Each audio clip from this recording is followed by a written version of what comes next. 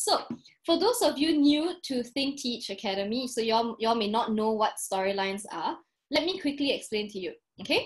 So every time when we teach students a storyline, we always explain to students that you can use this storyline when you go into your exam, already knowing what the story is about, who the characters are, and the best part is how it's going to end. That is what is so good about this one storyline approach. We will teach students different storylines with different content, different characters, all of that. And the good thing about this is that when you go into the exam and you look at the essay topic given to you, you can use one of these storylines to fit into almost any essay topic. We've already covered bicycle, prank, the dog storyline, and now the bitter storyline.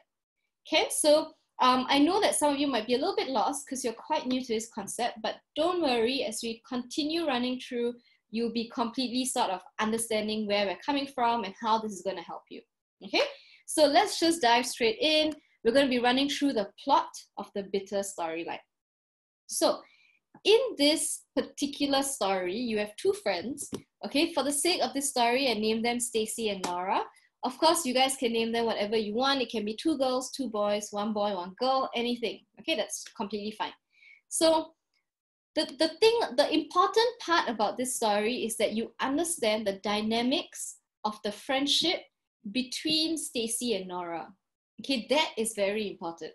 So you have to understand that Stacy is considered the poor student. That means she's not very well to do. Her family background isn't very very high in that sense, so she doesn't have a lot of money. Okay, but despite not having a lot of money, she's actually well liked by her classmates and her teachers. Nora, on the other hand, is considered to be rich. That means her family background is one of like higher class, so she's rich, but it so happens that she's not popular like Stacy is. So I think that for the most part, y'all can see where the story is going, especially since it's called bitter, right? So you know that now Nora has some sort of bitterness towards Stacy. So let's look at the next part of this story. So one day, both the girls are shopping together, and while they're shopping together, Nora places an item inside Stacy's bag when Stacy is not looking. Okay? As they both walk out of the store, the metal detectors begin to beep, and Stacy is stopped by the store assistant. So suddenly, Nora is nowhere to be seen, which means that Nora must have abandoned her and run off. Poor Stacy is left to fend for herself. So that means Stacy is left to sort of argue with the store assistant by saying, no, it's not me, you know, I really didn't steal it, blah, blah, blah. So eventually, Stacy realizes that, wait a minute, I think Nora is to blame for my, framing me for shoplifting. I think she is the one who framed me for shoplifting. Okay, so Stacy realizes that Nora is to blame for her predicament. So this is the gist of the storyline. Of course, for you guys to do well in this particular story, you need to consider some important questions. The first question being, why did Nora feel resentment towards Stacy? First reason for the bitterness, right, is because Nora feels that Stacy is more popular than she is. So this mentality that Nora has stems from the fact that Nora feels that, you know what, I'm richer, I should be given more attention, I should be the more popular one. So it comes from the fact that because she's richer, she feels that more people need to pay attention to her compared to a poorer classmate. Obviously, it's not true, right? But that's the way that Nora is thinking. So because of this, she thinks that, you know what, this is so unfair. So she wants to take out her anger, her frustration at Stacy because of this reason. Another reason is maybe because even though Stacy's family can't afford to send her for tuition, while Nora's family sends her for tuition classes, for enrichment classes, she still cannot do better in her studies than Stacy can. Okay, the third reason, this one here. So Nora wants to take revenge on Stacy for something that Stacy had done to her. So in Nora's mind, right, what Stacy did to her was so bad that she feels she really needs to get revenge by framing her for shoplifting. Okay, but maybe in real life, what Stacy did was something just very innocent, but it didn't mean to, she didn't mean to be spiteful towards Nora, but Nora herself is a very calculative, very spiteful, very jealous sort of girl. So she sees any small thing as like an attack on her, which is why she wants to then sort of attack Stacy back by framing her for shoplifting. Okay, so this is the first question that we've answered. Then we move on to the second question.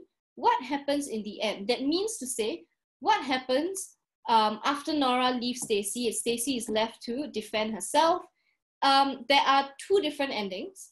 Obviously, first ending is that once Stacy is let off from the security guard or from the store or whatever, then she has to make up her mind as to whether she wants to forgive Nora for framing her for shoplifting.